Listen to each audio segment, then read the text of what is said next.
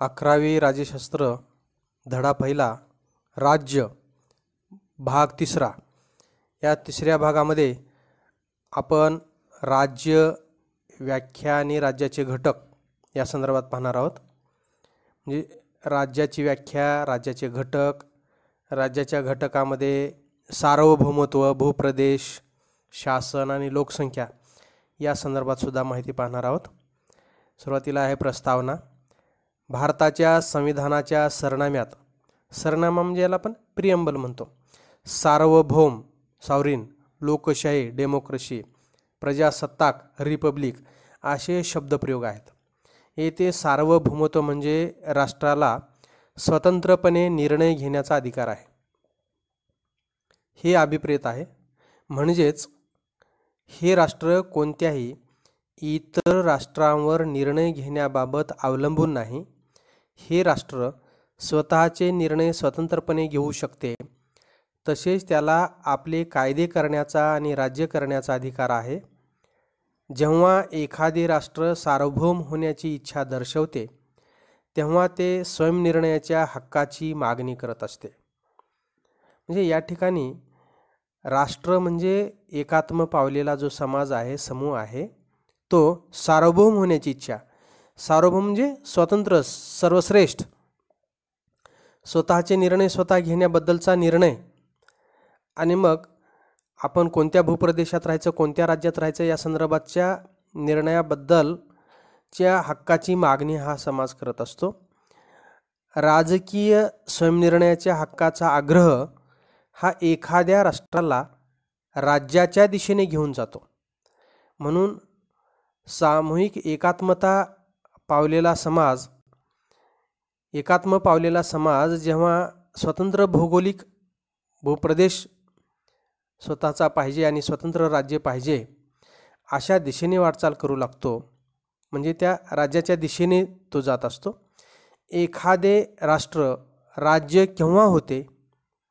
राष्ट्राला राज्याचा दर्जा प्राप्त होण्यासाठी सार्वभौमत्व, स्वतंत्र शासन संस्था, भूप्रदेश आणि लोकसंख्या हे घटक आवश्यक असतात। 4 घटक असल्याशिवाय राज्य बनत नाही। राज्याचे 4 घटक आहेत। राज्याला राजकीय समुदाय म्हणून संबोधित केले जाते। राज्याचे अस्तित्व आपल्याला सातत्याने जाणवत असते। शिक्षण, समाज कल्याण, संरक्षण, कायदा आणि सुव्यवस्था यासारखी कार्य राज्य करत असते। त्याचबरोबर जन्म मृत्यूची नोंदणी, पॅन कार्ड किंवा आधार कार्ड मिळवणे, लग्नाची नोंदणी यांसारखी वैयक्तिक कार्ये देखील राज्यातर्फे केली जातात। राज्य हे हक्क प्रदान करते, न्याय देते, समानता ठेवते आणि स्वातंत्र्याची हमी देते। म्हणून राज्याची कार्य वेगवेगळी। म्हणून अशा दैनंदिन जीवनामध्ये प्रत्येक व्यक्तीचा राज्याशी सतत संबंध येत असतो आणि राज्याचे अस्तित्व आपल्याला सातत्याने जाणवत असते। आपण शिक्षण म्हटलं की राज्याशी संबंध येतो, शिक्षण क्षेत्राशी राज्याच्या, किंवा समाज कल्याणाच्या वेगवेगळ्या समाजहिताच्या योजना म्हटलं तरी राज्याशी संबंध येतो। राज्याचं संरक्षण करायचं म्हटलं, आपलं स्वतःचं संरक्षण म्हणजेच राज्याचं संरक्षण, शेवटी राज्य शासन व्यवस्थेशी संबंध येतो, राज्याशी संबंध येतो। आणि या लोकसमूहामध्ये कायदा आणि सुव्यवस्था सुरळीत राहावी यासाठी सुद्धा शासनाकडे कोर्ट कचेरी, पोलीस, न्यायदंड याही बाबी आहेत।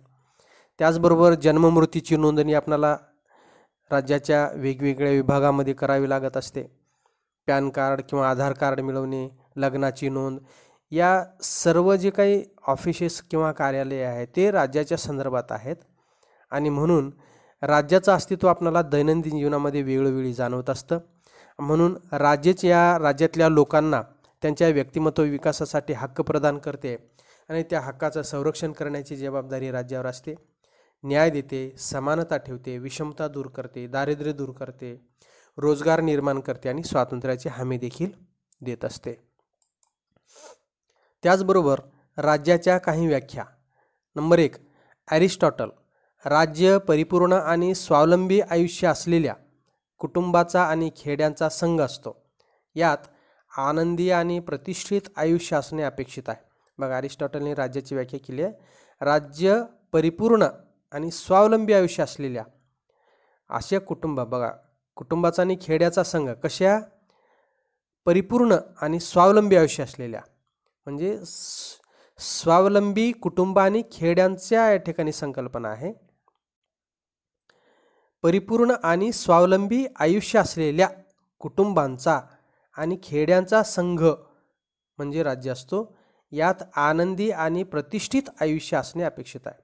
म्हणून ज्या राज्यामध्ये लोकांचं जीवन हे प्रतिष्ठित आणि आनंदी असेल आणि ते स्वावलंबी आणि परिपूर्ण असतील, अशा कुटुंबांचा आणि खेड्यांचा संघ म्हणजे राज्य, अशी व्याख्या अरिस्टॉटल यांनी केलेली आहे. जॉब बॉडिन यांनी केलेली व्याख्या, राज्य हे कुटुंबाचे असे संघटन आहे. बघा, राज्य हे कुटुंबाचे असे संघटन आहे की ज्यात कुटुंबे आणि त्यांच्या मालकीची साधने सर्वोच्च शक्तीने तसेच तर्काने शासित असते. म्हणून जॉब बॉडींची व्याख्यासुद्धा कुटुंबाचा संघ किंवा संघटन असे केलेले आहे आणि ज्यात कुटुंबे आणि त्यांच्या मालकीची साधने म्हणून कुटुंबाची जी मालमत्ता संपत्ती आहे त्याच्यावर नियंत्रण सर्वोच्च शक्तीने म्हणजेच राज्याने ठेवलेले आहे आणि त्याचा ताबा त्या कुटुंबाचा आहे हे सिद्ध करण्यासाठी राज्य त्याच्या संपत्तीचं रक्षण करते. म्हणून त्याच्या मालकीची साधने सर्वोच्च शक्तीने तसेच तर्काने शासित असते. म्हणून वेगवेगळ्या कागदपत्रावर लिहून आपण शासन दरबारी त्यांची सही घेतो आणि विशिष्ट ही प्रॉपर्टी त्या कुटुंबाची किंवा त्या व्यक्तीची आहे. कारण आणि हे प्रमाणित केलेलं कशावरून? राज्याचा जो प्रतिनिधी आहे शासन त्यांच्या सही शिक्क्यावरून. म्हणून कुटुंबाची जी मालकीची साधने आहेत ती कुणाकडून नियंत्रित केली जातात? सर्वोच्च साधने शक्तीने तसेच तर्काने शासित असते.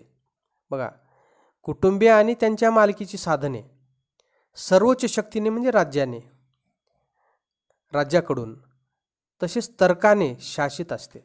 म्हणून एखाद्याच्या कुटुंबाची प्रॉपर्टी किती आहे, संपत्ती किती आहे हे ठरवण्याचा आणि ते ताबा कायदेशीररित्या देण्याचा अधिकार त्या राज्याचा आहे. प्राध्यापक गार्नर, विशिष्ट भूप्रदेशावर कायम राहणारा, परकीय सत्तेच्या नियंत्रणापासून मुक्त असणारा, सुसंघटित शासन संस्थेची आज्ञा स्वाभाविकपणे पाळणारा मानवी समाज होय. बघा, गार्नरने केलेली व्याख्या. आपला भारत देश जर समोर ठेवला तर या संपूर्ण भूप्रदेशात कायम राहणारा जो मानवी समूह आहे, विशिष्ट भूप्रदेशावर कायम राहणारा, तसेच परकीय सत्तेच्या नियंत्रणापासून मुक्त असणारा. आता भारतावर कुणाची सत्ता आहे का? परकीयांची नाही.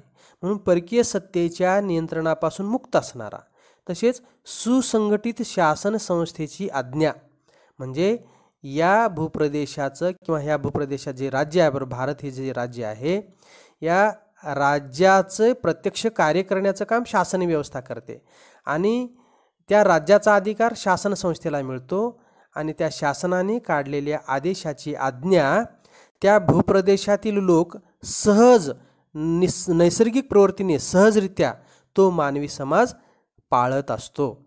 शासनाने काढलेले आदेश पाळत असतो आणि शासनाला मिळालेला अधिकार कुणाकडून मिळालेला आहे? या राज्याचा आहे आणि राज्यात राहणाऱ्या लोकांनी आपले प्रतिनिधी निवडले आणि त्या शासन व्यवस्थेला अधिकार दिले.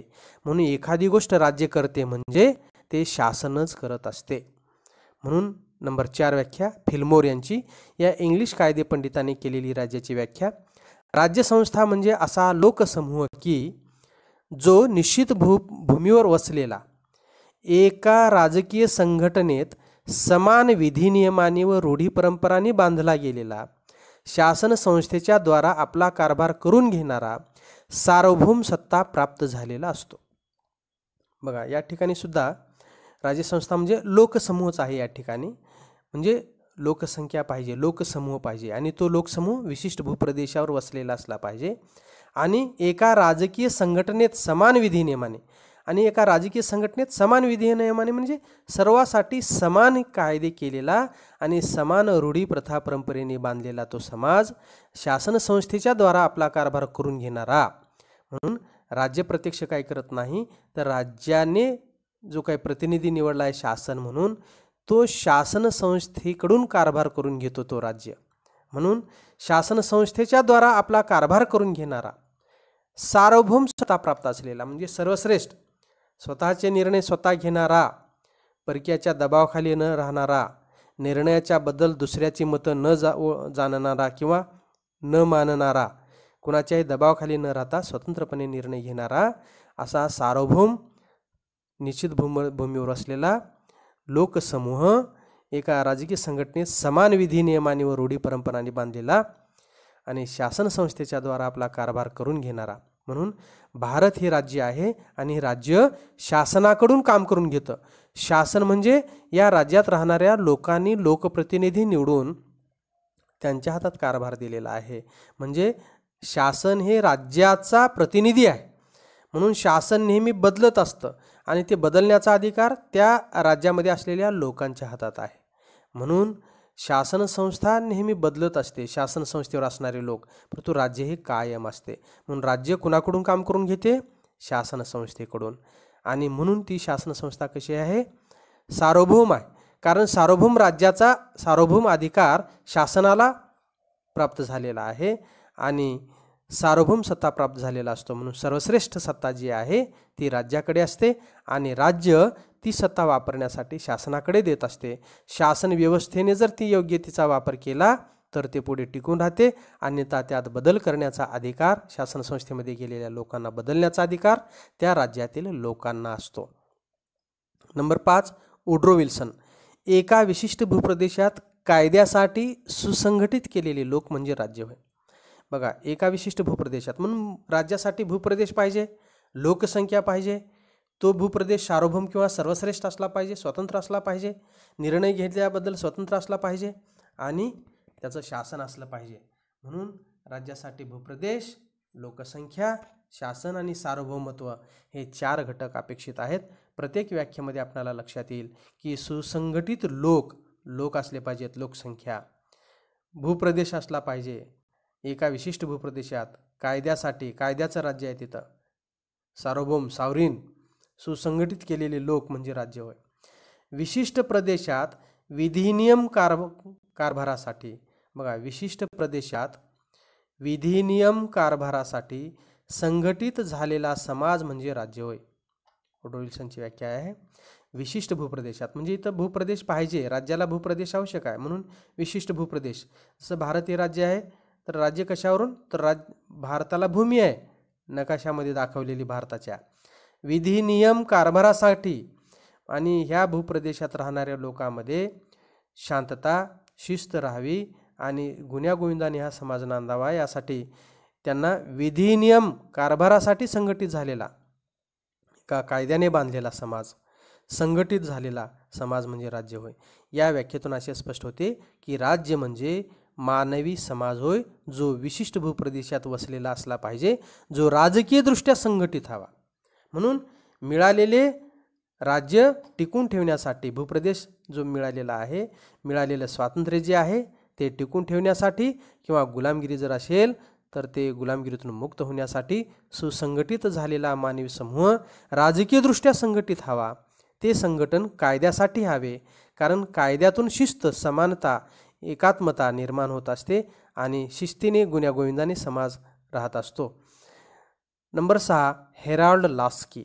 वाटून दिलेल्या भौतिक क्षेत्रात, बघा, भौतिक क्षेत्र म्हणजे भूप्रदेश वगैरे, सर्व क्षेत्रावर श्रेष्ठत्वाचा दावा करणारे, सर्व संस्थावर, म्हणजे आता सर्व संस्था म्हणजे कुटुंब संस्था आहे, वेगवेगळ्या धर्मसंस्था आहेत, परंतु सर्वात श्रेष्ठ संस्था कोणती आहे तर ती राज्यसंस्था आहे. कारण राज्यसंस्थेकडे काय? दंडशक्ती आहे, बलशक्ती आहे, पोलीस, सैन्य, न्यायालय, त्यांना शिक्षा करण्याचा अधिकार पुढच्याला या राज्यसंस्थेमध्ये आहे. म्हणून सर्व संस्थावर श्रेष्ठत्वाचा दावा करणारे लोक आणि शासन यात विभागलेला. शासन आणि लोक, शासन राज्य कुणावर करते? लोकावर करते आणि लोक शासनाला निर्माण करतात. लोक शासन व्यवस्थेमध्ये लोक निवडून देतात आणि शासनाने केलेले कायदे निर्विवादपणे पाळतात. म्हणून लोक आणि शासन यात विभागलेला भूप्रदेशात्मक समाज म्हणजे राज्य होय. आधुनिक राज्य म्हणजे सरकार व सरकारने शासित केलेले लोक. बघा, आधुनिक राज्य म्हणजे सरकार व सरकारने शासित केलेले लोक, म्हणजे सरकारने या समाजात शिस्त लावण्यासाठी जे काही कायदे नियम केलेले आहेत, शासन केलेल्या लोकांवर असा विभागलेला भूप्रदेश युक्त समाज होय. हे राज्य आपल्या विशिष्ट प्रदेशात स्वतःला सर्वश्रेष्ठ समजून इतर सर्व संस्थांवर सत्ता गाजविते. म्हणून आपल्या भारत या राज्यामध्ये म्हणजेच विशिष्ट भूप्रदेशात म्हणजे भारत या राज्यामध्ये असलेल्या लोकसमुदायाला संघटित करून या सर्व समुदायामध्ये असलेल्या ज्या वेगवेगळ्या संस्था आहेत, शिक्षण संस्था किंवा कुटुंब संस्था, धर्मसंस्था, या सर्व संस्थावर सर्वश्रेष्ठ मानणारी आणि यांच्यावर सत्ता गाजवणारी सत्ता म्हणजे राज्य. या ठिकाणी वेगवेगळे विचारवंत दिलेले आहेत. राजकीय विचारवंत हे आहेत ॲरिस्टॉटल 384 BCE ते 322 BCE म्हणजे ख्रिस्तपूर्व ज्याला आपण म्हणतो. ब्रिटिश ख्रिस्त ईस्ट प्राचीन ग्रीक तत्त्वज्ञ अभ्यासक ॲरिस्टॉटल.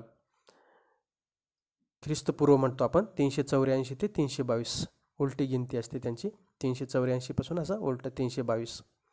त्याच्यानंतर हे आहेत हेराल्ड लॉस्की 1893 ते 1950, ब्रिटिश राजकीय विचारवंत.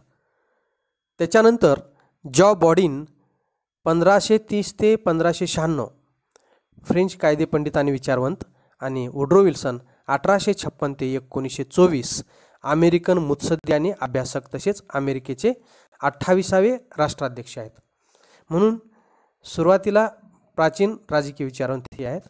त्याच्यानंतर जॉ बॉडिन 1530 ते 1596, फ्रेंच कायदे पंडित आणि विचारवंत आहेत हे जॉ बॉडिन. त्याच्यानंतर हेराल्ड लॉस्की 1893 ते 1950, ब्रिटिश राजकीय विचारवंत. आणि वुड्रो विल्सन 1856 ते 1924, अमेरिकन मुत्सद्दी आणि अभ्यासक तसेच अमेरिकेचे 28वे राष्ट्राध्यक्ष. म्हणजे 1924ला यांचा कार्यकाल म्हणजे पूर्ण आयुष्य 1856 ते 1924. त्याच्यानंतर लोकांशिवाय राज्याची कल्पना आपण करू शकतो का? नाही. मी आता आपण बघितलं वेगवेगळ्या व्याख्या, तर प्रत्येक व्याख्यामध्ये लोकसमुदाय, लोकांचे संघटन वगैरे वगैरे. तर याचं उत्तर आहे नाही. लोकांशिवाय राज्याची कल्पना आपण करू शकतो का? नाही. कारण राज्य ही एक मानवनिर्मित संस्था आहे. कारण माणसाने राज्य निर्माण केलेलं आहे. एका विशिष्ट भूप्रदेशावर एकात्म झालेला समाज जेव्हा राजकीय दृष्टीने प्रेरित होऊन विशिष्ट भूप्रदेश सार्वभौम स्वतंत्र असला पाहिजे अशी जेव्हा इच्छा व्यक्त करतो तेव्हा त्यांची राज्याच्या दिशेने वाटचाल असते. म्हणून अशा लोकांशिवाय राज्याची निर्मिती शक्य नाही. म्हणून एखाद्या निर्मनुष्य प्रदेशाला आपण राज्य म्हणू शकू का? नाही. म्हणून निव्वळ जंगल असलेल्या भागाला आपण राज्य म्हणू शकणार नाही.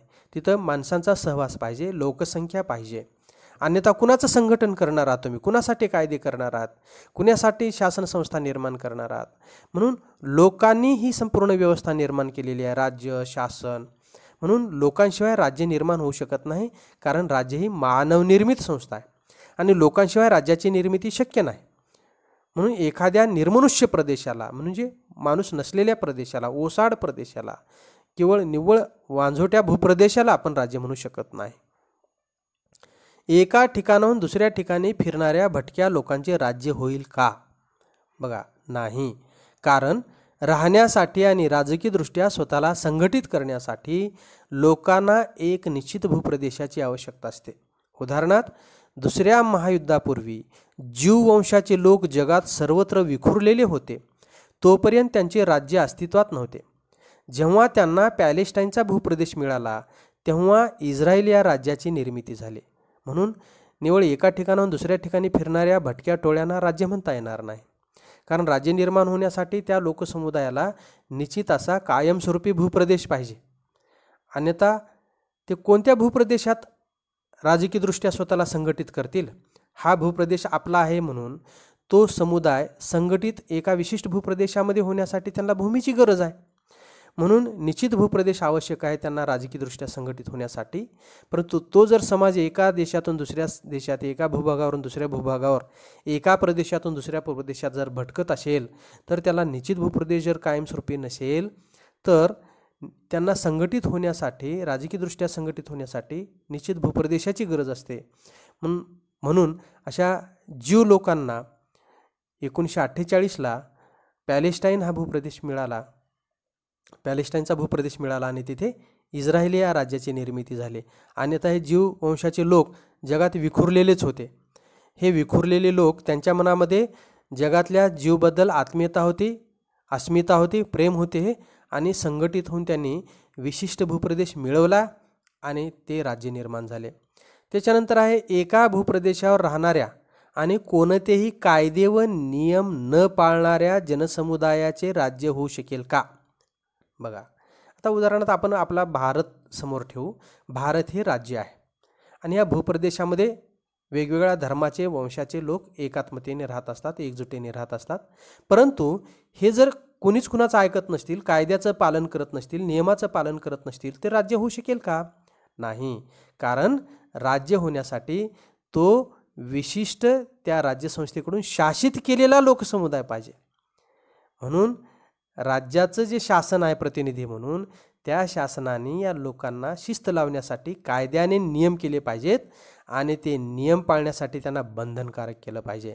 अन्यथा मोकाट आणि मनचाहे वागणाऱ्या लोकांना अशा विशिष्ट भूप्रदेशावर जरी राहत असले तरी कुठल्याही नियमाचं आणि कायद्याचं पालन न करणाऱ्या जनसमुदायाला पण राज्य म्हणू शकत नाही. म्हणून उत्तर आपलं काय? एका भूप्रदेशावर राहणाऱ्या आणि कोणतेही कायदे व नियम न पाळणाऱ्या जनसमुदायाचे राज्य होऊ शकेल का?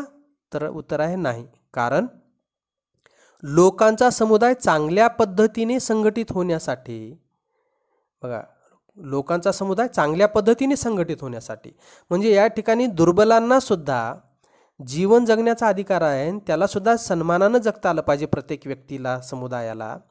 तर राज्यकर्त्याकडून तयार गेलेल्या नियम आणि कायद्याचे लोकांनी पालन करणे आवश्यक असते. सुप्रसिद्ध विचारवंत अरिस्टॉटल यांनी म्हटले आहे की समाजात राहणारा माणूस हा सर्व प्राण्यात श्रेष्ठ असतो, मात्र तो कायदा आणि न्याय यांच्याशिवाय राहू लागला तर सर्वात भयानक असतो. याचा अर्थ असा होतो की कायदा आणि सुव्यवस्था राखण्यासाठी, कायदे मोडणाऱ्यांना शिक्षा देण्यासाठी राज्य चालवणाऱ्या एका यंत्रणेची गरज असते. ही यंत्रणा म्हणजेच शासन संस्था होय. म्हणून राज्य चालवण्यासाठी शासन आवश्यक आहे आणि शासनच काय करते? कायदे मोडणाऱ्यांना शिक्षा देते आणि सर्वसामान्य जनतेचं रक्षण करते आणि सुव्यवस्था राखण्यासाठी, कायदे मोडणाऱ्यांना शिक्षा देण्यासाठी आणि राज्य चालवण्यासाठी शासनाची गरज आहे. म्हणून राज्याचं परिचालन करण्यासाठी शासनाची गरज आहे आणि शासनाने केलेले नियम, कायदे त्या भूप्रदेशात राहणाऱ्या लोकांनी निसंदिग्धपणे, स्वाभाविकपणे पाळले पाहिजेत.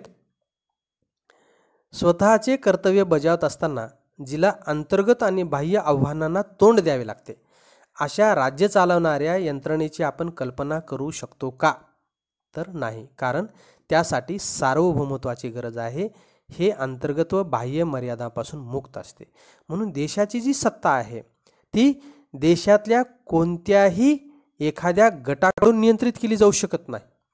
ती सर्वश्रेष्ठ सत्ता आहे किंवा जगातल्या एखाद्या देशाकडून नियंत्रित केली जाऊ शकत नाही किंवा नियंत्रणात ठेवली जाऊ शकत नाही.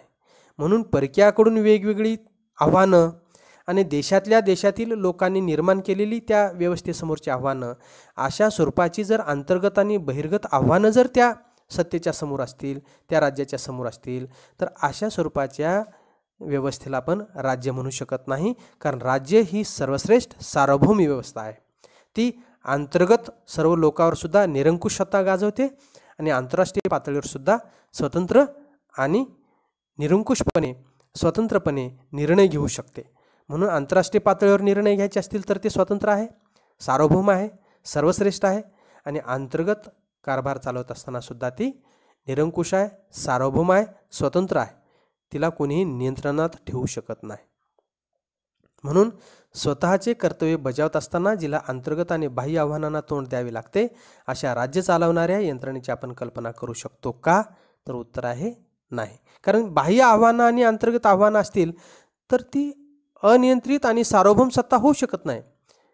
त्यांनी दिलेले आदेश कोणी जर पाळत नसेल आणि अस्ताव्यस्त समाज असेल, आंतरराष्ट्रीय पातळीवर त्या राज्याची जी काही शिस्त आहे किंवा आंतरराष्ट्रीय पातळीचं स्थान आहे ते जर खंबीर स्वरूपाचं नसेल तर त्याला आपण राज्य म्हणू शकत नाही. कारण राज्य हे सार्वभौम असते. म्हणून कोणतेही राज्य निर्माण होण्यासाठी सार्वभौमत्वाची, सर्वश्रेष्ठत्वाची, निरंकुशतेची, निर्णय घेण्याची, स्वतंत्र निर्णय घेण्याची जे अधिकार असतात त्याला आपण सार्वभौम सत्ता म्हणत असतो.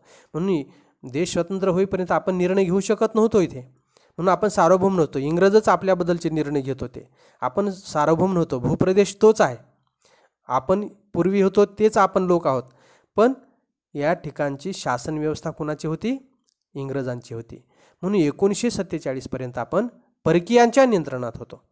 आपल्या विचाराला आणि आपण केलेल्या नियमाला या ठिकाणी वाव नव्हता. इंग्रजांनी ठरवलेले नियमाची या ठिकाणी सक्तीने अंमलबजावणी होत होती आणि आपल्याला नियंत्रणात ठेवलं जात होतं. म्हणून आपण सार्वभौम नव्हतो. कारण का? तर ते बहिर्गत कंट्रोल होतं आपल्यावर ते.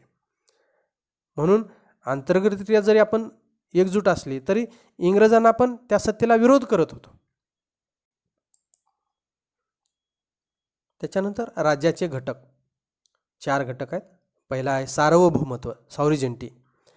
माणसाचा जन्म समाजात होतो. आता सार्वभौमत्व शब्द आपण नीट समजून घेतला पाहिजे, कारण आपण नेहमी राज्यघटनेमध्ये शब्द सार्वभौमत्व, सॉव्हरेनिटी, प्रिएम्बलमध्ये आम्ही नेहमीच म्हणत असतो, आम्ही भारताचे लोक एक सार्वभौम, प्रजासत्ताक, गणराज्य, ह्या प्रत्येक शब्दाचा खोल अर्थ आहे.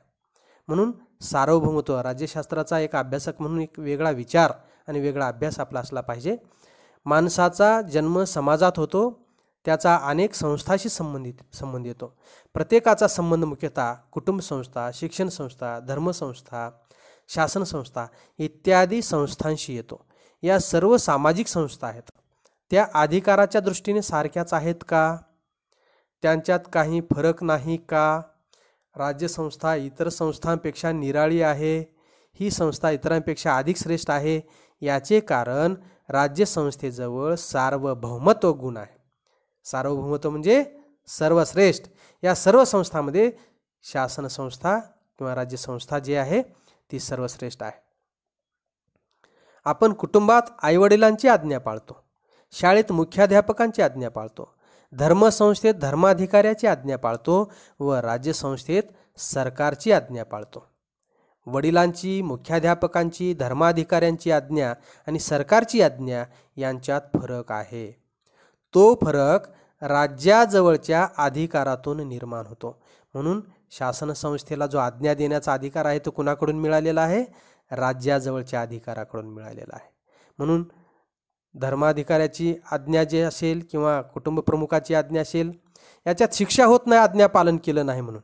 मात्र राज्यसंस्थेची जर आज्ञा पाळली नाही, जी की शासन संस्थेला आज्ञा देण्याचा अधिकार राज्याकडून मिळालेला आहे, त्या अशा शासन संस्थेने केलेली आज्ञा जर लोकांनी पाळली नाही तर त्याला शिक्षा करण्याची व्यवस्था या राज्यसंस्थेमध्ये आहे. म्हणून अधिकारातून निर्माण होतो. राज्याजवळचा अधिकार राज्याच्या सार्वभौमत्वातून निर्माण होतो. म्हणून राज्याजवळचा जो अधिकार आहे सार्वभौमत्वाचा, सार्वभौमत्व म्हणजे सर्वश्रेष्ठ, निरंकुश, अनियंत्रित अशी जी सत्ता आहे. म्हणून याला शिक्षा करण्याचा अधिकार आहे पुढच्याला. आणि सार्वभौमत्वाचा अधिकार कोणाला मिळालेला आहे? शासनाला मिळालेला आहे. म्हणून शासन यांनी काढलेले नियम, केलेले कायदे, दिलेले आदेश निमूटपणे जनतेला पालन करावे लागतात. कारण राज्याच्या सार्वभौमत्वाचा, सर्वश्रेष्ठत्वाचा अधिकार हा शासनाला मिळालेला आहे.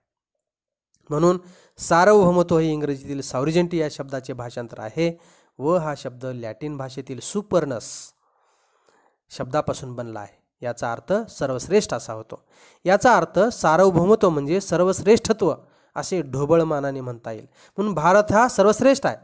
कुणाच्या नियंत्रणाखाली, कुणाच्या दबावाखाली न येता, कुणाच्या गुलामगिरीत न राहता स्वतंत्रपणे निर्णय घेणारा सर्वश्रेष्ठ लोककल्याणकारी असा हा भारत एक राज्य आहे आणि ते सर्वश्रेष्ठ आहे, सार्वभौम आहे.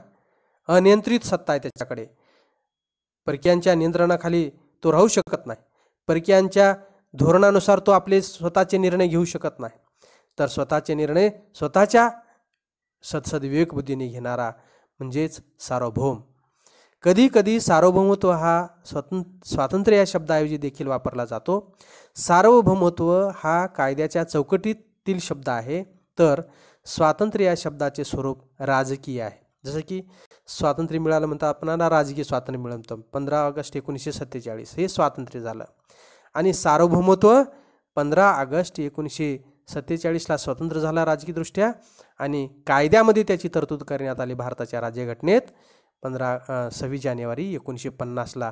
26 नोव्हेंबर 1949ला राज्यघटना पूर्ण झाली आणि त्याची अंमलबजावणी 26 जानेवारी 1950ला म्हणजे 2 महिने नंतर करण्यात आली. राज्य हे कायदेशीरदृष्ट्या सार्वभौम असते आणि त्याला स्वतःचे संविधान असते. बघा, राज्याला संविधान असते आणि त्या संविधान म्हणजेच कायद्याचा एक संग्रह असतो, नियमाचा संग्रह असतो. आणि ते नियम आणि कायदे काय सांगतात? आमच्या देशाचा कारभार या नियमाने चालणार आहे आणि आम्हीच आमच्या देशातल्या सगळ्या लोकांनी मिळून हे नियम, हे कायदे, हे तरतुदी स्पष्ट केलेले आहेत आणि आमच्याच विचारातून ह्या भूप्रदेशातील लोकांचा कारभार चालेल, अशा स्वरूपाचं त्यांना राज्यघटना किंवा कॉन्स्टिट्यूशन असते. उदाहरणार्थ भारत 1947 साली आहे हे आली झाले राजकीयदृष्ट्या स्वातंत्र्य झाला आणि 1950 साली संविधान अंमलात आल्यानंतर सार्वभौम राज्य झाले, सॉव्हरेन झाले. राज्य निर्मितीसाठी सार्वभौमत्व हा एक महत्त्वाचा घटक आहे. सार्वभौमत्व म्हणजे अंतिम अशी सत्ता की जिच्यावर कोणीही नियंत्रण ठेवू शकत नाही. म्हणजे भारतावर कोणी नियंत्रण ठेवू शकेल का? नाही. सार्वभौमत्व म्हणजे अंतर्गत व बाह्य कोणत्याही स्वरूपात नियंत्रण नसणे. म्हणजे अंतर्गत त्यांना कोणी प्रतिक्रिया देण्यासाठी, शह देण्यासाठी कोणी असणार नाही आणि बहिर्गतसुद्धा किंवा आंतरराष्ट्रीय पातळीवरसुद्धा कोणी त्यांच्यावर दबाव घालणार नाही. राज्याला अंतर्गतदृष्ट्या कायदे करणे व त्याची विना अडथळा अंमलबजावणी करता येणे शक्य असले पाहिजे. म्हणून कायद्याची अंमलबजावणी करत असताना देशातल्या लोकांकडून अडथळा निर्माण होणार नाही, ते सहजरित्या ते पालन करणारे असले पाहिजेत आणि आंतरराष्ट्रीय पातळीवर सुद्धा ते स्वतंत्र आणि सार्वभौम असले पाहिजेत. राज्याच्या अधिकार क्षेत्राला आव्हान देईल अशी कोणतीही समांतर सत्ता राज्यांतर्गत अस्तित्वात असता कामा नये. म्हणून राज्याच्या अधिकार क्षेत्राला आव्हान देणारी, अंतर्गत आणि बहिर्गत आव्हान देणारी कोणतीही व्यवस्था अस्तित्वात असता कामा नये, समांतर अशी. थोडक्यात राज्याकडे एक अशी सर्वोच्च शक्ती असते जी तिच्या अधिकार क्षेत्रात नियम व कायदे तयार करते, त्यांचे पालन करण्यास लोकांना भाग पाडते आणि त्यांचा भंग करणाऱ्या व्यक्ती समूह यांना शिक्षा करते. म्हणून अशा प्रकारे राज्याकडे असलेली जी सर्वोच्च शक्ती आहे त्यालाच आपण सार्वभौम सत्ता म्हणत असतो.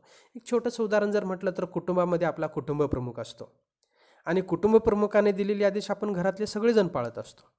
परंतु कुटुंबातूनच एखादा जर माणूस म्हटला की नाही मी कारभारी होणार आहे घरातला, तर तो जो मूळ कारभारी आहे या घरातला सर्वश्रेष्ठ निर्णय घेणारा, धोरण ठरवणारा, त्याच्या निर्णयाला जर घरातूनच कोणी जर विरोध करत असेल तर त्याला त्या कुटुंब प्रमुख म्हणता येणार नाही पहिल्याला. कारण त्याला आव्हान देणारा कोणीतरी निर्माण झाला त्या कुटुंबामध्ये आणि मग तो सर्वश्रेष्ठ झाला का? नाही. तसंच देशामध्ये सुद्धा देशाची जी सत्ता आहे ती सार्वभौम आणि सर्वश्रेष्ठ आहे. अंतर्गत स्वरूपात कोणत्याही स्वरूपाचं आव्हान त्याला समोर निर्माण झालं नाही पाहिजे आणि आंतरराष्ट्रीय पातळीवर सुद्धा तो सर्वश्रेष्ठ निरंकुश सत्ता असला पाहिजे. म्हणून कायदा मोडणाऱ्यांना शिक्षा देण्याचा, कायद्याचे पालन करण्यास भाग पाडणारा आणि देशातील जनतेला, समुदायाला शिस्त लावण्यासाठी कायदे आणि नियम करणारी ही सर्वश्रेष्ठ शक्ती राज्याकडे असते. त्याला आपण सार्वभौम शक्ती असे म्हणत असतो. बाह्य सार्वभौमत्व म्हणजे एक्सटर्नल सॉव्हरेनिटी ज्याला आपण म्हणतो. राज्य कोणत्याही परकीय नियंत्रणापासून मुक्त असणे, राज्य कोणत्याही बाह्य हस्तक्षेप किंवा दबावाशिवाय आपले अंतर्गत तसेच परकीय धोरण निश्चित करू शकते. म्हणून महाराष्ट्र, केरळ, तामिळनाडू यांना खऱ्या अर्थाने राज्य म्हणता येत नाही, कारण त्यांच्याकडे सार्वभौम सत्ता नाही.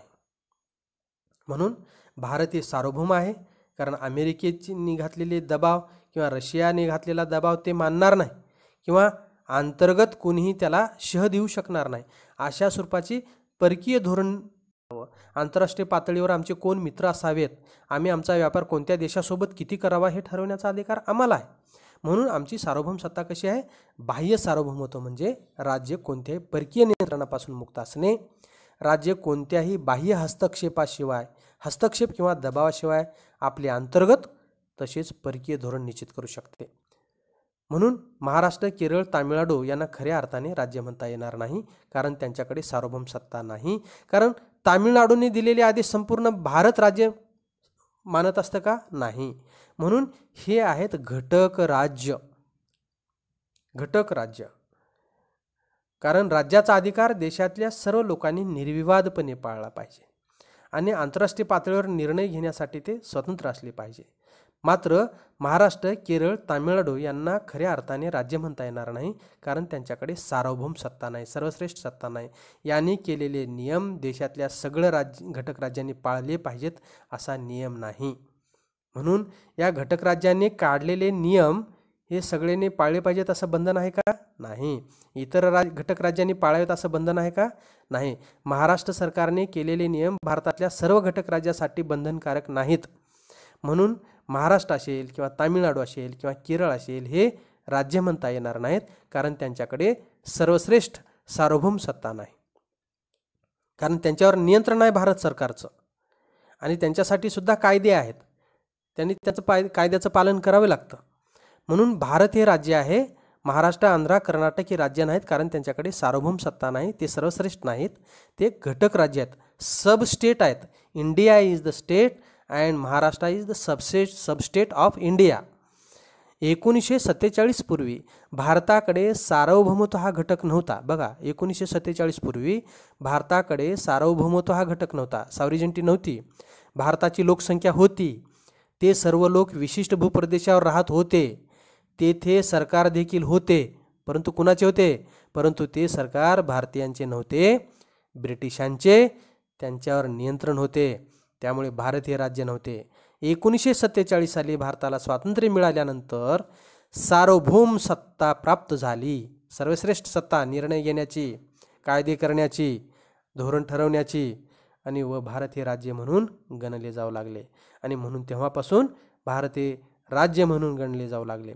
सार्वभौमत्व हे अमूर्त असते, कारण ते कोणालाही दाखवता येत नाही. म्हणून राज्याचा सार्वभौम जो अधिकार आहे, सर्वश्रेष्ठ जी शक्ती आहे, कायदा करण्याची, नियम करण्याची शक्ती, शिक्षा देण्याची शक्ती अनियंत्रित, ती कुणाकडे दिलेली आहे? शासनाकडे दिलेली आहे. म्हणून एखादी गोष्ट भारताने भरपूर काही केलं हे म्हणत असताना भारत काही करत नाही, भारताचं शासन करत असतं.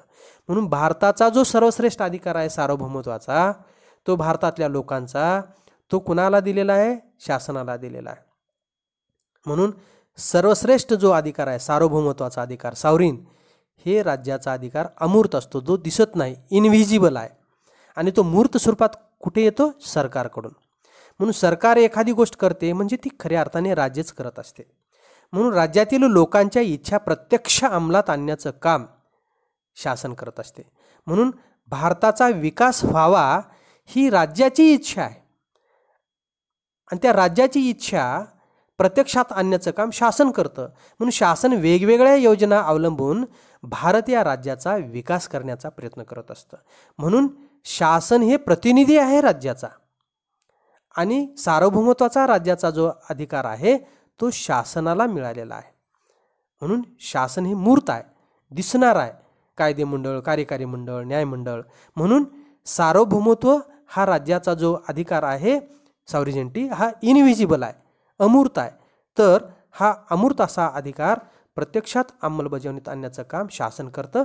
म्हणून शासन हे मूर्त आहे, व्हिजिबल आहे. राज्य हा लोकांचा असा समुदाय आहे जो विशिष्ट भूप्रदेशात कमी अधिक प्रमाणात कायमोस्ती करून राहतो. तो बाह्य नियंत्रणापासून मुक्त असतो, पूर्ण मुक्त असतो, ज्यांच्याजवळ सुसंघटित स्वरूपाचे शासन असते आणि ज्याच्या आज्ञांचे पालन लोकांकडून स्वाभाविकपणे होत असते. म्हणून राज्य म्हणजे अशा लोकांचा समुदाय जो विशिष्ट भूप्रदेशात कमी अधिक प्रमाणात कायमस्वरूपी वस्ती करून राहतो आणि जो इंटरनल आणि एक्सटर्नल बाह्य नियंत्रणापासून पूर्ण मुक्त असतो, तो समाज, आणि ज्याच्याजवळ सुसंघटित स्वरूपाचे शासन असते. म्हणून भारताला शासन आहे, भारत सरकार, ज्याच्याजवळ सुसंघटित स्वरूपाचे शासन आहे, आणि भारत सरकारने केलेले आदेश दिलेल्या आज्ञांचं पालन त्या भूप्रदेशातील लोक स्वाभाविकपणे पाळत असतात. व्याख्या राज्याचे केलेले बॉन्द या फ्रेंच विचारवंतांनी सार्वभौमत्वाची एक व्याख्या केलेली आहे. सार्वभौमत्वाची कल्पना पद्धतशीरपणे मांडलेली आहे. त्यांच्या मते सार्वभौमत्व म्हणजे कायद्याने संकुचित न केलेली नागरिक व प्रजाजन यांच्यावर चालणारी सर्वश्रेष्ठ सत्ता. म्हणून निरंकुश अशी जी सत्ता आहे या लोकसमूहावर चालते आणि कायद्याने ती सत्ता संकुचित करता येत नाही आणि ती सार्वभौम सत्ता राज्याची शासनाला मिळत असते आणि ती कायद्याने संकुचित करता येत नाही आणि ती नागरिक आणि प्रजाजन यांच्यावर चालणारी सर्वश्रेष्ठ सत्ता म्हणजे सार्वभौम सत्ता. त्याच्यानंतर ड्युगी यांनी सार्वभौमत्वाची व्याख्या केलेली आहे. राज्याच्या भूप्रदेशातील लोकांना आज्ञा करण्याचा अनिर्बंध हक्क होय. बघा, म्हणजे सार्वभौमत्व कसं आहे? अनिर्बंध आहे, अनियंत्रित आहे. हाय पॉवर, सुप्रीम पॉवर ज्याला आपण म्हणतो, ते नियंत्रित करता येत नाही कुणालाही. म्हणून भारत सरकारचे कायदे नियंत्रित करण्याचा अधिकार कुणालाही नाही. त्याने दिलेले आदेश जे राज्याचे आदेश शासनाकडून येतात ते शासनाने काढलेले आदेश अनिर्बंधपणे लोकांना पाळावेच लागतात. म्हणून राज्याच्या भूप्रदेशातील लोकांना आज्ञा करण्याचा अनिर्बंध हक्क होय. म्हणजे भूप्रदेशातील लोकांनी कसं वागलं पाहिजे याच्या संदर्भाचे अनिर्बंध हक्क कुणाला आहेत? राज्याला आहेत. म्हणून राज्याच्या भूप्रदेशातील लोकांना आज्ञा करण्याचा राज्याचा जो अनिर्बंध स्वरूपाचा हक्क आहे त्या राज्याच्या अनिर्बंध हक्काला आम्ही सार्वभौमत्व म्हणत असतो. बर्जेस यांच्या मते सार्वभौमत्व म्हणजे समाजातील सर्व व्यक्तीवर आणि संस्थावर चालणारी मूलभूत, अनिर्बंध, अमर्याद सर्वंकष सत्ता. म्हणून भारताचा जो समाज आहे, भूप्रदेशात राहणारा समाजातील सर्व व्यक्तीवर, म्हणून भारत सरकारने केलेला कायदा विशिष्ट भूप्रदेशालाच लागू होतो, नंतरच्या बाकीच्या भूप्रदेशाला लागू होत नाही असं नाही.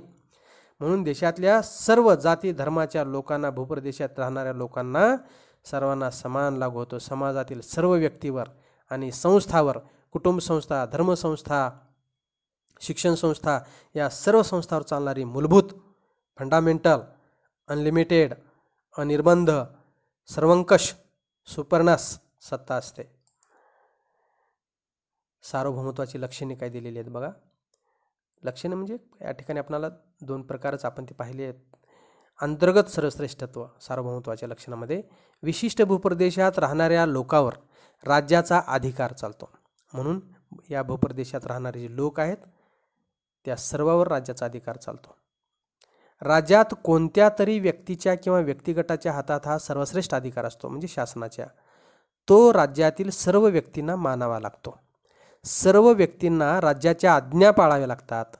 राज्याच्या आज्ञा कुणाकडे जातात? शासनाकडे जातात आणि शासनाने दिलेले आदेश जनतेला पाळावे लागतात. राज्याचे कायदे पाळावे लागतात. राज्याच्या सार्वभौम सत्तेच्या निर्णयाविरुद्ध जाता येत नाही. म्हणून भारत सरकारने केलेला कायदा किंवा भारत या राज्याने केलेला कायदा जनतेला पाळावाच लागतो. अंतर्गत सार्वभौमत्व विशिष्ट प्रदेशातील लोकसमुदायापुरते मर्यादित असते. उदाहरणार्थ, भारत सरकार हे इंग्लंडच्या नागरिकासाठी कायदे करू शकत नाही. अंतर्गत सार्वभौमत्व म्हणजे भारताच्या भूप्रदेशात राहणारे जेवढे लोक आहेत तेवढ्यापुरतं त्यांना कायदा करता येतो आणि ते लोक समुदाय स्वाभाविकपणे या भारत राज्याने केलेले कायदे किंवा भारत सरकारने केलेले कायदे ते निमूटपणे पाळत असतात. म्हणून भारत सरकार हे इंग्लंडच्या नागरिकासाठी कायदे करू शकत नाही. भारतीय कायदा हा भारतीय लोकांपुरता मर्यादित आहे. भारत सरकारचा अधिकार या राज्यापुरता चालतो. त्याच्यानंतर दुसरा आहे बाह्य सार्वभौमत्व, एक्सटर्नल सॉव्हरेनिटी. सार्वभौमत्वाची दुसरी बाजू आहे. बाह्य सार्वभौमत्वातून राज्य हे अन्य राज्यांपासून, म्हणजे अन्य राज्याचा अर्थ तुम्हाला कळाला. भारत हे राज्य आहे, तसं अमेरिका हे राज्य आहे, रशिया हे राज्य आहे, जर्मनी हे राज्य आहे.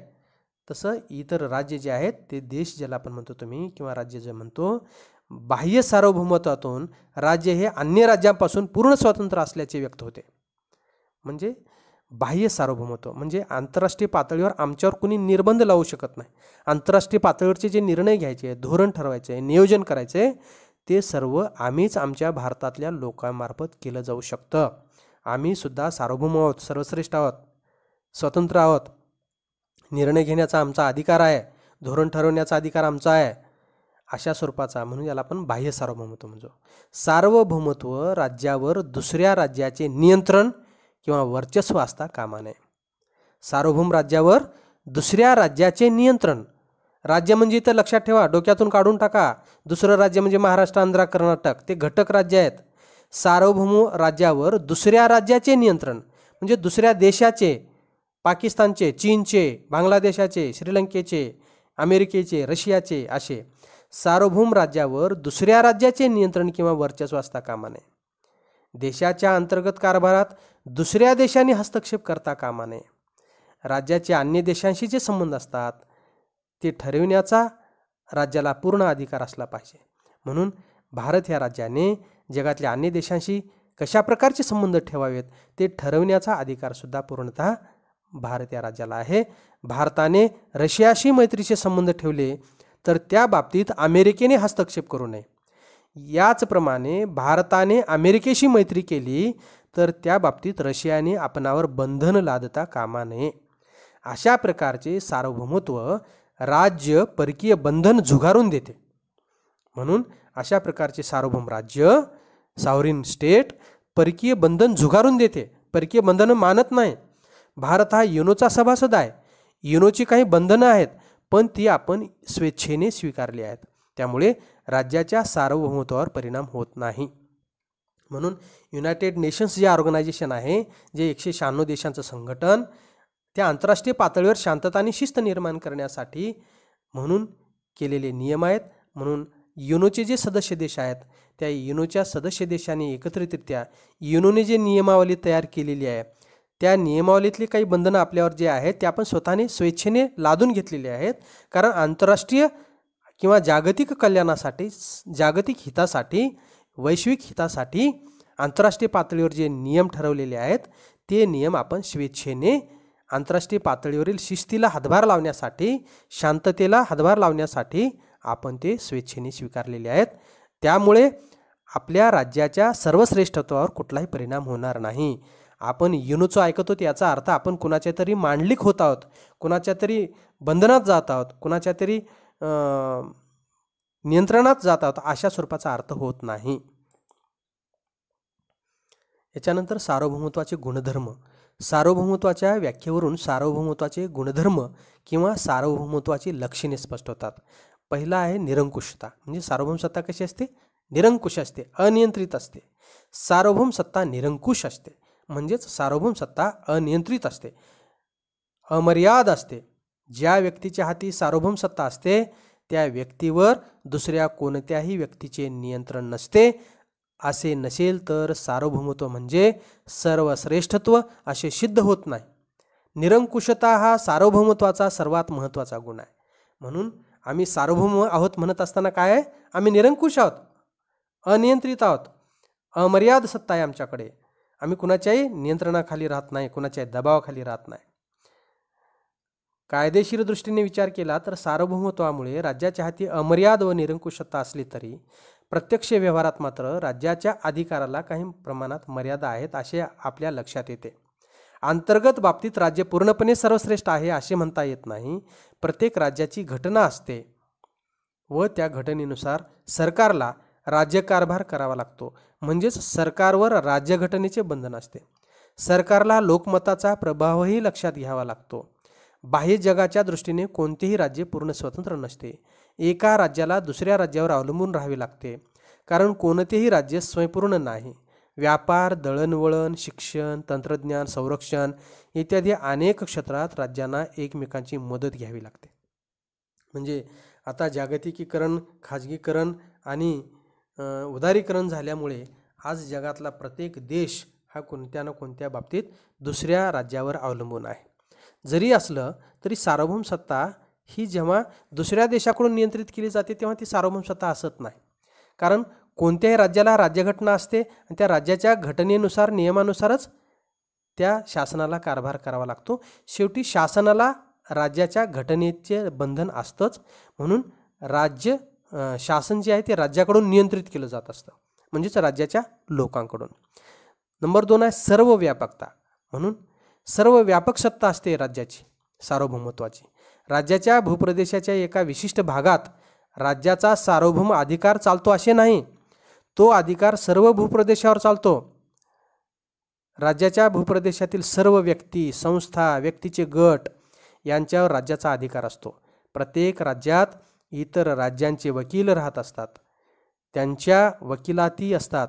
अशा वकिलातीवर राज्याचा अधिकार चालतो. काय? राज्य त्या वकिलातीवर बंधने लादू शकतो. वेळप्रसंगी ती वकिलात बंद करण्याची आज्ञा देखील दिली जाते.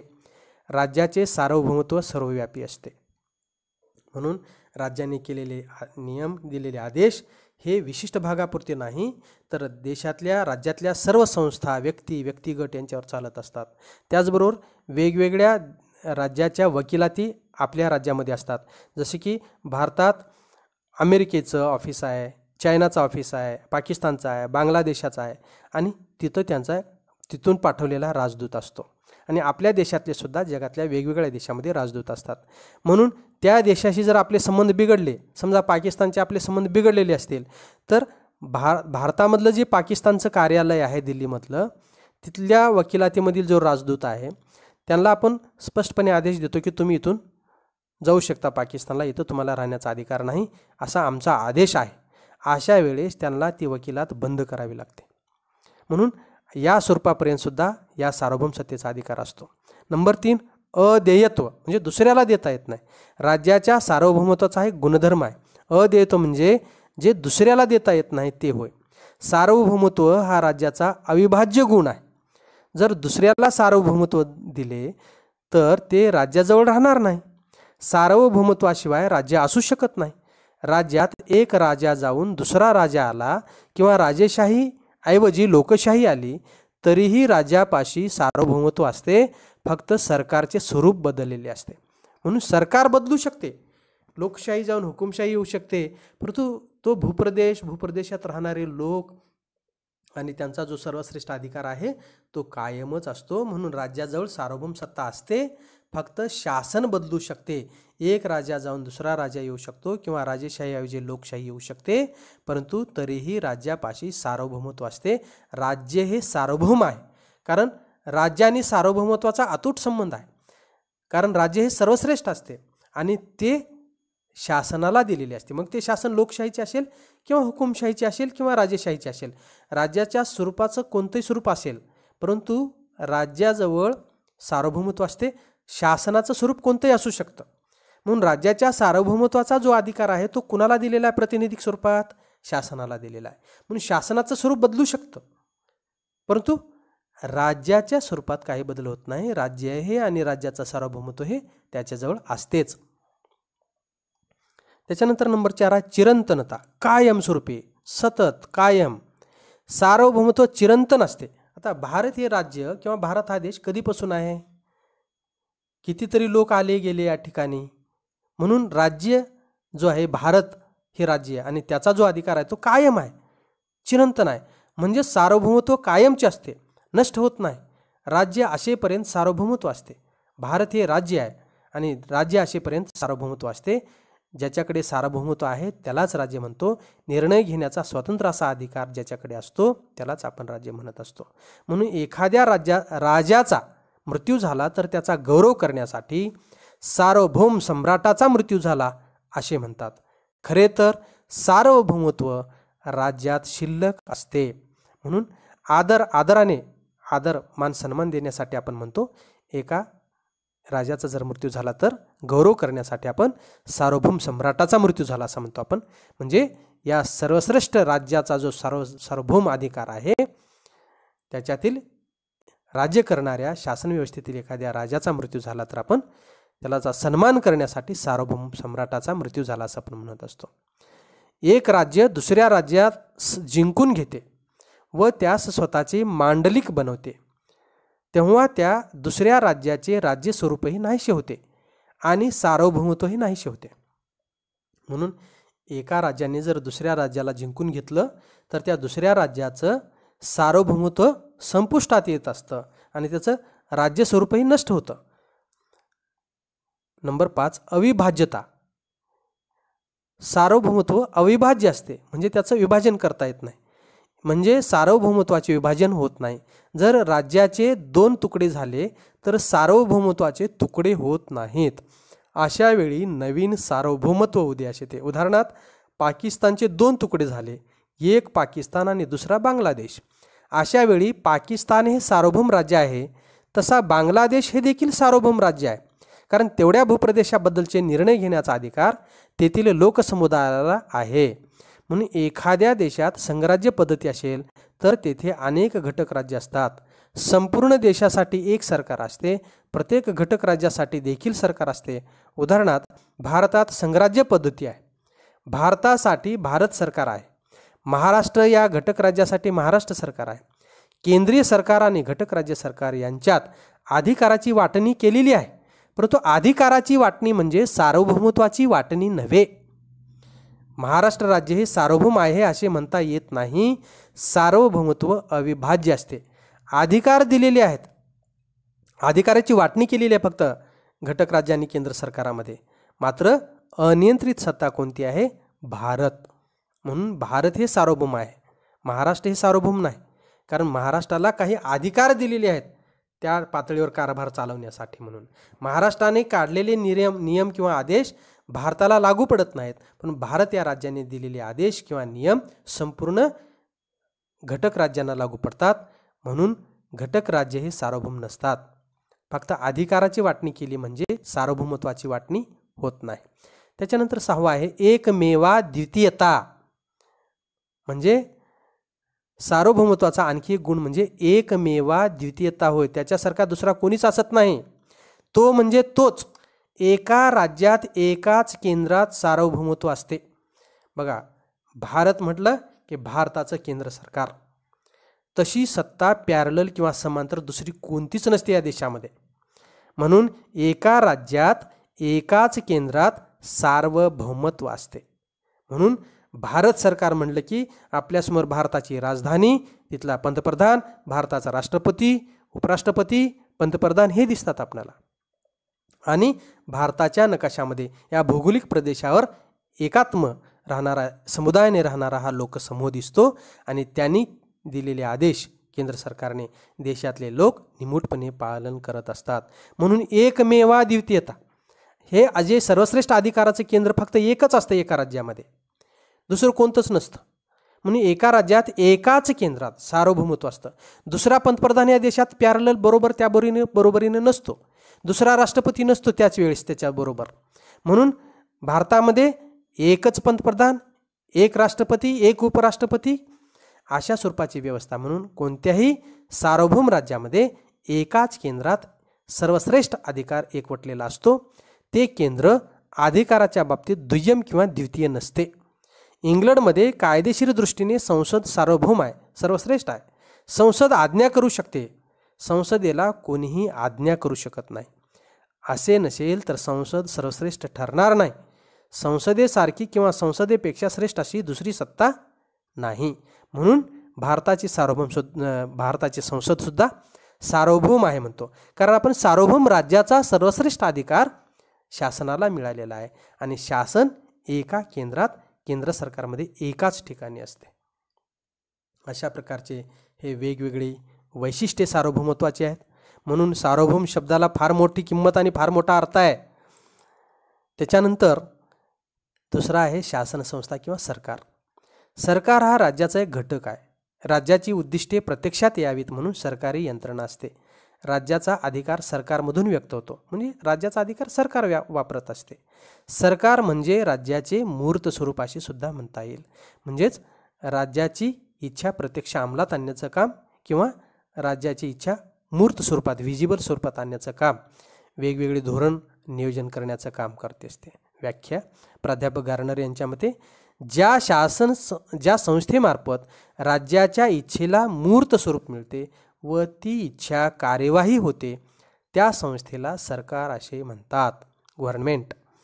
प्राध्यापक गेटेल यांच्या मते राज्याची सार्वभौम सत्ता प्रत्यक्षात व्यवहारात आणणाऱ्या किंवा आणण्याची शक्ती असणाऱ्या सर्व संघटनांना सामुदायिकरित्या सरकार असे म्हणता येईल. अमुक एक गोष्ट राज्यसंस्था करते असे आपण जेव्हा म्हणतो तेव्हा ती गोष्ट सरकारच करत असते. राज्याची इच्छा कार्यवाही करण्याचे साधन म्हणजे सरकार. म्हणून भारत सरकारने भरपूर विकास केला म्हणत असताना तो सरकारने केलेला आहे. भारताने भरपूर विकास केला, भारत राज्याने विकास केला म्हणत असताना तो विकास राज्यामार्फत सरकारनेच केलेला असतो. म्हणून राज्याची इच्छा कार्यवाही करण्याचे साधन म्हणजे सरकार. प्रत्येक सार्वभौम राज्याला स्वतःची शासन संस्था असते. म्हणून जी सार्वभौम सत्ता आहे ती संस्था आपलं कार्य कुणाकडून करून घेते? शासन संस्थेकडून करून घेत असते. म्हणून त्या राज्यातील लोक आपले प्रतिनिधी निवडतात आणि त्या प्रतिनिधींकडून सरकार चालवले जात असते. शासन हे सार्वभौम आणि स्वतंत्र असणे गरजेचे असते. उदाहरणार्थ ब्रिटिश राजवटीत भारतात शासन व्यवस्था होती, परंतु ती स्वतंत्र व सार्वभौम नव्हती. म्हणूनच स्वातंत्र्य प्राप्तीच्या आधी भारत हे राज्य नव्हते. म्हणून भारतामध्ये 1947 अगोदर शासन संस्था होती, परंतु ती कुणाची होती? इंग्रजांची होती. आपली होती का? आपली नाही. स्वतंत्र नव्हती, आपली सार्वभौम नव्हती. म्हणूनच स्वातंत्र्य प्राप्तीच्या आधी भारत हे राज्य नव्हते. राज्याच्या संस्था या सार्वजनिक स्वरूपाच्या असतात. बघा, राज्याच्या ज्या संस्था आहेत त्या सार्वजनिक स्वरूपाच्या असतात, पब्लिक सेक्टर. या सार्वजनिक संस्थांमध्ये कायदे मंडळ, कार्यकारी मंडळ याला पण एक्झिक्युटिव्ह म्हणतो.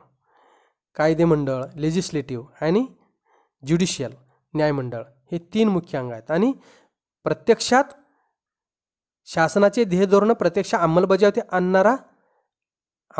करणारा हा नोकरशाही वर्ग, जो परमनंट असतो, कुशल असतो आणि पगारी असतो. स्किल्ड, पेड अँड परमनंट म्हणून याला व्हील्स ऑफ ॲडमिनिस्ट्रेशन म्हणतात. म्हणून नोकरशाही इत्यादी शासन संस्थेच्या घटकांचा समावेश होतो. धोरण निर्मिती, कायदे करणे, निर्णय घेणे आणि त्यांची अंमलबजावणी ही जबाबदारी सार्वजनिक संस्थांची असते. आपण सार्वजनिक संस्था आणि खाजगी संस्था यात फरक करतो. खाजगी संस्था या नागरी समाजाचा एक भाग असतात. उदाहरणार्थ खाजगी व्यवसाय, मंडळ इत्यादी. त्यात सार्वजनिक संस्थांनाच राज्याच्या नावे कार्य करण्याची अधिमान्यता असते. राज्याच्या नावे कार्य करण्यासाठी देशाचं कायदे मंडळ, कार्यकारी मंडळ आणि न्यायमंडळ या सार्वजनिक संस्थाच राज्याच्या नावे कार्य करू शकतात, खाजगी संस्था करू शकत नाहीत. शासन संस्थेचे निरनिराळे प्रकार असतात. उदाहरणार्थ राजेशाही, हुकुमशाही, लोकशाही शासन संस्था. शासन प्रकार कोणताही असला तरी राज्य निर्मिती होऊ शकते. सर्व नागरिक हे राज्याचे सभासद असतात. म्हणून कंपल्सरी असतं, प्रत्येक नागरिक हा त्या राज्याचा सभासद असतो. राज्याचे निर्णय जनहिताच्या दृष्टीने होत असतात. लोककल्याणाच्या हिताने, जनहिताच्या दृष्टीने. निर्णय घेण्याच्या अधिकाराला अधिमान्यता असे म्हणतात. निर्णय घेण्याचा जो शासनाचा अधिकार आहे तो राज्याकडून मिळालेला आहे आणि त्याला निर्णय घेण्याच्या या अधिकाराला अधिमान्यता असे म्हणतात. राज्याला जनहितासाठी निर्णय घेण्याची अधिमान्यता असते, म्हणजे अधिकार असतो. निर्णय घेण्याचा अधिकार असतो राज्याच्या हितासाठी. शासन संस्थेचे 3 भाग आहेत, कायदे मंडळ, कार्यकारी मंडळ, न्यायमंडळ. आणि कार्यकारी मंडळाचे पुन्हा 2 भाग आहेत. राजकीय कार्यकारी मंडळ म्हणजेच लोकांनी निवडून दिलेले प्रतिनिधी जे आहेत, मंत्रिमंडळ आणि वेगवेगळे लोकप्रतिनिधी, आणि हे धोरण ठरवतात आणि या धोरणाची अंमलबजावणी करत असताना हा जो वेगवेगळ्या परीक्षा घेऊन जे अधिकारी कर्मचारी वर्ग भरलेला आहे, सचिव पदावरचे, तहसीलदार, कलेक्टर, सचिव, वेगवेगळे पदाधिकारी, तज्ज्ञ मंडळ, वेगवेगळ्या क्षेत्रातलं, मग ते कृषीचं ज्ञान असणारी मंडळी असतील, उद्योगधंद्याचं असणारी, अर्थव्यवस्थेचं असणारे ज्ञान असणारी मंडळी असतील. प्रत्यक्ष ध्येय धोरणांची अंमलबजावणी करणारे मंडळ म्हणजे बिगर राजकीय कार्यकारी मंडळ. म्हणून कार्यकारी मंडळाचे हे 2 भाग आहेत. हे लोकप्रतिनिधी असतात, हे कायम नसतात, हे कायम असतात वयाच्या 58-60 वर्षापर्यंत. हे पगारी आहेत, यांना मानधन मिळत असतं. हे दर 5 वर्षाला निवडून यावं लागतं, हे कायम आहेत. हे कुशल आहेत, त्या क्षेत्रातलं त्यांना ज्ञान आहे, यांच्या परीक्षा घेतल्या जातात आणि त्यांची निवड होत असते. MPSC, UPSC, केंद्रीय लोकसेवा आयोग अशा प्रकारच्या वेगवेगळ्या परीक्षा घेऊन बिगर राजकीय कार्यकारी मंडळ शासनाने किंवा या लोकप्रतिनिधींनी जे धोरण ठरवलेले आहे त्याची अंमलबजावणी करण्याचं काम, नोकरशाहीवर नियंत्रण ठेवण्याचं काम आणि शासन ध्येय धोरण जे आहेत त्याची प्रत्यक्ष अंमलबजावणी करण्याचं काम हे नोकरशाही करत असते. म्हणून याला व्हील्स ऑफ ॲडमिनिस्ट्रेशन म्हणतात. हे लोकप्रतिनिधी म्हणून यांच्यावर नियंत्रण ठेवतात आणि हे शासनाच्या ध्येयधोरणाची अंमलबजावणी करत असतात. म्हणून प्रशासकीय कार्य करणारी शाखा ही कार्यकारी मंडळाचा एक भाग असते. कायदे मंडळ ही प्रामुख्याने कायदे करण्याचे, कार्यकारी मंडळ धोरण आखण्याचे व अंमलबजावणी करण्याचे, तर न्यायमंडळ न्यायदानाचे काम करते. शासनाद्वारे राज्याच्या इच्छा आणि राज्य निर्मितीची उद्दिष्टे पूर्ण करणे शक्य होते. म्हणून राज्याच्या निर्मितीचं उद्दिष्ट पूर्ण करण्याची जबाबदारी शासन संस्थेवर असते. म्हणून कायदा आणि सुव्यवस्था राखणे, कायद्याचे पालन न करणाऱ्यांना शिक्षा करणे, तसेच लोकांच्या सार्वत्रिक कल्याणाला प्रोत्साहन देणे हे शासनाचे कर्तव्य असते. हे कर्तव्य बजावूनच शासन राज्यावर नियंत्रण ठेवू शकते. त्याच्यानंतर आहे भूप्रदेश, टेरिटरी. भूप्रदेश हा राज्याचा महत्त्वाचा घटक आहे. आपण वेगवेगळ्या व्याख्यातून बघितलेलं आहे. भूप्रदेश असल्याशिवाय राज्याची निर्मिती होत नाही. कारण भूप्रदेश, लोक संघटित होण्यासाठी भूप्रदेशाची गरज आहे. लोक एकत्र येण्यासाठी, कायमवस्ती करून राहण्यासाठी, त्यांच्यात एकात्मतेची भावना निर्माण होण्यासाठी निश्चित भूप्रदेश आवश्यक आहे. सार्वभौम होण्यासाठी भूप्रदेश या शब्दात निश्चित सीमांतर्गत प्रदेश, त्यातील खनिज संपत्ती, नद्या, अवकाश इत्यादीचा समावेश होतो. भूप्रदेश किती असावा यावर राज्याची निर्मिती अवलंबून नसते. एखाद्या राज्याचा भूप्रदेश छोटा असतो, एखाद्या राज्याचा भूप्रदेश मोठा असतो. भूप्रदेश असला पाहिजे, राज्य छोटे असेल किंवा मोठे असेल. मात्र भूप्रदेश कसा आहे यावर राज्याचा विकास अवलंबून असतो. उदाहरणार्थ, सलग भूप्रदेश. जर भूप्रदेश सलग असेल तर प्रशासन किंवा राज्य कारभार करणे तसेच संपर्क साधणे सोपे जाते. मात्र जर भूप्रदेश सलग नसेल तरी देखील राज्य निर्मिती होऊ शकते. उदाहरणार्थ, पूर्व पाकिस्तान व पश्चिम पाकिस्तान अशा दोन विभागांमध्ये पाकिस्तान राज्य विभागलेले होते. सलग भूप्रदेशाअभावी 1971 मध्ये त्यामधील पूर्व पाकिस्तान हा एक भाग स्वतंत्र झाला व बांगलादेशाची निर्मिती झाली. नंबर 2, भूप्रदेशाचा आकार. भूप्रदेश किती असावा याचे प्रमाण ठरलेले नाही. लोकसंख्या, साधनसामग्री आणि इतर घटक लक्षात घेता राज्याचा भूप्रदेश पर्याप्त असावा, ऑप्टिमम असावा. म्हणजे तेवढ्या लोकसंख्येचं पालन करणारा, तेवढ्या लोकांचं पोषण होऊ शकणारी साधनसामग्री असणारा भूप्रदेश असावा. अमेरिकेचा भूप्रदेश 35 लाख चौरस मैल आणि मोनॅको देशाचा भूप्रदेश केवळ 8 चौरस मैल आहे. राज्याचा भूप्रदेश किती असावा यावर बंधने नाहीत असे म्हटले जाते.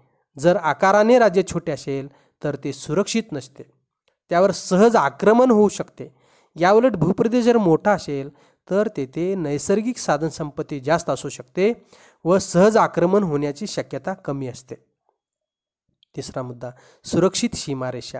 जर चहूबाजूंनी नैसर्गिकरित्या सुरक्षित सीमारेषा असतील तर त्याचा राज्याच्या सुरक्षिततेला फायदा होतो. नैसर्गिकरित्या सुरक्षित सीमारेषा असतील तर सुरक्षिततेसाठी लागणारा खर्च कमी होतो व तो पैसा इतर विकास कामासाठी वापरता येतो. म्हणून सलग भूप्रदेश, भूप्रदेशाचा आकार, सुरक्षित सीमारेषा हेही घटक तेवढेच महत्त्वाचे आहेत. त्याच्यानंतर भूप्रदेशाचे 3 घटक असतात.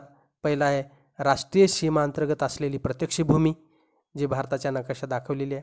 त्याचबरोबर किनारपट्टीलगतचा सागरी प्रदेश हा किनारपट्टीपासून 12 नॉटिकल मैल म्हणजे 22.2 किलोमीटर किंवा 13.8 मैल असतो. म्हणजे आपल्या समुद्र किनारपट्टीपासून पलीकडे समुद्रामध्ये 22.2 किलोमीटर हा त्या राज्याच्या नियंत्रणाखालचा तो सागरी प्रदेश असतो. किंवा 12 नॉटिकल सागरी मैल म्हणतो. 12 नॉटिकल मैल किंवा 22.2 किलोमीटर किंवा 13.8 मैल. इथं नॉटिकल मैल म्हणजे सागरी मैल. हे भूमीवरचं अंतर जसं आपण म्हणतो किलोमीटरमध्ये, तसं 22.2 किलोमीटर किंवा 13.8 मैल. तिसरा, आपल्या भूप्रदेशावरील आकाशाचा भाग. भारताच्या नकाशाच्या वरचा भाग जो आहे, भूप्रदेशावरचा भाग, आकाशात किती उंचीपर्यंत आपला भूप्रदेश असेल याबाबत आंतरराष्ट्रीय कायद्यात उल्लेख नाही. निश्चित भूप्रदेशाशिवाय राज्याची कल्पना करता येत नाही. भटक्या टोळ्या नित्य जागा बदलतात, त्यांचे राज्य नसते. 1948 पूर्वी ज्यू लोकांना स्वतःचा भूप्रदेश नव्हता, त्यांचे राज्य नव्हते, त्यांना भूप्रदेश मिळाला, इस्रायली राज्य निर्माण झाले. राज्य संस्थेतील भूप्रदेश या घटकाचे महत्त्व इतर अनेक घटकातून स्पष्ट होते. नागरिकत्वाचा संबंध भूप्रदेशाशी जोडला जातो. मी भारताचा नागरिक आहे म्हणत असताना माझा जन्म भारतात झालेला आहे आणि मी कायम वस्ती करून भारताच्या भूमीत राहतो असा त्याचा अर्थ होतो. म्हणून भूप्रदेशाचा संबंध जो नागरिकत्वाचा संबंध भूप्रदेशाशी जोडलेला आहे.